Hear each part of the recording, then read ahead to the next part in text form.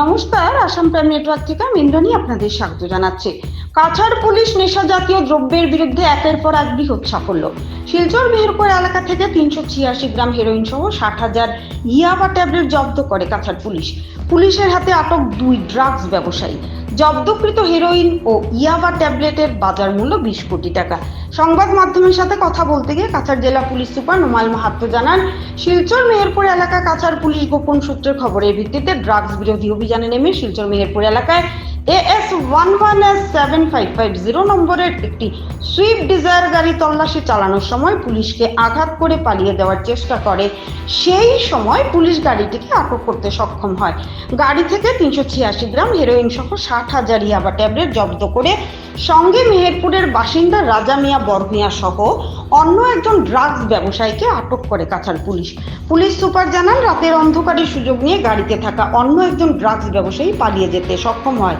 এই ব্যক্তির বিরুদ্ধে পুলিশ তদন্ত চালিয়ে যাচ্ছে। 2-3 দিনের ভেতর তাকে আটক করা হবে। জব্দকৃত হেরোইন ও ইয়াবা ট্যাবলেটের বাজার মূল্য 20 কোটি টাকার অধিক হবে বলে জানা যায়। আটক করা ড্রাগস পাচারকারীকে জেরা অব্যাহত রেখেছে পুলিশ। তদন্ত চলাকালীন অন্য কোনো ব্যক্তি পাচারকারীদের সঙ্গে জড়িত থাকলে কঠোর পদক্ষেপ গ্রহণ করবে কাছাড় পুলিশ বলে জানা যায়। ড্রাগছ বা নিচাযুক্ত সামগ্ৰীৰ বিৰুদ্ধে আমাৰ যি অভিযান আছে সেই অব্যাহত আছে আৰু অসমৰ মাননীয় মুখ্যমন্ত্ৰী ডাঙৰীয়াই অসম ৰাজ্যখনক ড্ৰাগছ মুক্ত কৰাৰ পৰিকল্পনা তাক অধিক ত্বৰান্বিত কৰিবৰ কাৰণে আমি এই যি অভিযান আছে অব্যাহত ৰাখিছোঁ। আৰু যোৱাকালি আমি এটা বিশেষ সূত্ৰৰ পম খেদি গভীৰ নিশা আমি এটা অভিযান চলাইছিলোঁ আৰু পুৱতি নিশা আমি এখন সুইফট ডিজায়াৰ গাড়ীখনৰ নাম্বাৰ হৈছে AS11S7550। এই সুইফট ডিজায়াৰখন আমি ইয়াতে আমি গাড়ীখনক ইণ্টাৰচেপ্ট কৰোঁ আৰু যেতিয়া আমি গাড়ীখন ৰখাবলৈ চেষ্টা কৰোঁ তেতিয়া এজন পুলিচ কৰ্মীক আঘাত কৰি তেওঁ পলাই যাবলৈ গাড়ীখন চেষ্টা কৰে আৰু তেতিয়া আমি সেই গাড়ীখনক আমি অনুসৰণ কৰোঁ আৰু অনুসৰণ কৰি গাড়ীখন যেতিয়া আমি ইণ্টাৰচেপ্ট কৰাৰ পাছত তাত এজন ব্যক্তিক আমি পাওঁ আৰু সেই ব্যক্তিজনৰ নাম হৈছে ৰাজা মিয়া বৰভূঞা।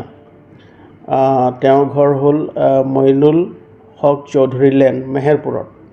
তেওঁ গাড়ীখনত পাওঁ আৰু যেতিয়া আমি গাড়ীখন খানতালাচি চলাওঁ আৰু খানতালাচি চলোৱা কালত 386 গ্ৰাম হেৰইন আৰু 38টা চাবোন বাকচত আছিলে আৰু 60,000 ইয়াভা টেবলেটছ আমি সেই গাড়ীখনৰ পৰা জব্দ কৰিবলৈ সক্ষম হওঁ। আৰু তাৰ পিছতে আমি সেইখিনিক পৰীক্ষা কৰোঁ আৰু তাত যিটো আমাৰ ড্ৰাগ ডিটেকশ্যন কিট আছে তাৰ জৰিয়তে আমি পৰীক্ষণ কৰোঁ আৰু পৰীক্ষণৰ পালত আমি এটা পজিটিভ যেতিয়া আমি তাৰ ৰিপ্লাই পালোঁ তাৰ পাছত আমি গোটেই সামগ্ৰীখিনি আইনগতভাৱে আমি জব্দ কৰোঁ আৰু তাৰ লগতে যিজন ব্যক্তি আছে সেই ব্যক্তিজনকো আমি গ্ৰেপ্তাৰ কৰোঁ। আৰু গোটেই প্ৰক্ৰিয়াত আমি দেখা গৈছে যে এজন ব্যক্তি সেইখন গাড়ীত আছিলে আৰু সেই মানুহজন ইতিমধ্যে আন্ধাৰ আৰু ৰাতিৰ ভিতৰুৱা অঞ্চলত তেওঁ পলাই যাবলৈ সক্ষম হৈছে। কিন্তু আমাৰ সেই মানুহজনৰ বিৰুদ্ধেও আমাৰ অভিযান অব্যাহত আছে আৰু আমি আশা কৰিছোঁ যে শীঘ্ৰে 1-2 দিনৰ ভিতৰতে সেই মানুহজনক আমি ধৰিবলৈ সক্ষম হ'ম। আৰু এই যিখিনি সামগ্ৰী আমি জব্দ কৰিলোঁ, গোটেই সামগ্ৰীখিনিৰ আজিৰ সময়ত তাৰ যিটো চোৰাং বজাৰ আছে, চোৰাং বজাৰৰ তাৰ মূল্য প্ৰায় 20 কোটিৰো অধিক হ'ব। আৰু প্ৰাৰম্ভিক তদন্তত দেখা গৈছে যে এই যি সামগ্ৰীখিনি ইয়াত অবৈধভাৱে সৰবৰাহকাৰীয়ে লৈ আহিছিল, এই সামগ্ৰীখিনি চুবুৰীয়া ৰাজ্যৰ পৰা এটা ভিতৰুৱা ৰাস্তাইদি জিলাখনৰ ভিতৰত সোমাই আহিছিল আৰু ইয়াৰ মাধ্যমেদি চুবুৰীয়া আন জিলালৈ লৈ যোৱাৰ তেওঁলোকৰ পৰিকল্পনা আছিলে। গতিকে আমি এই বিশেষ সূত্ৰটো পম খেদি আমি ধৰিবলৈ সক্ষম হ'লোঁ আৰু তাৰ লগতে এই যি বৃহৎ পৰিমাণৰ নিচাযুক্ত সামগ্ৰী সেইখিনিও আমি জব্দ কৰিবলৈ সক্ষম হ'লোঁ।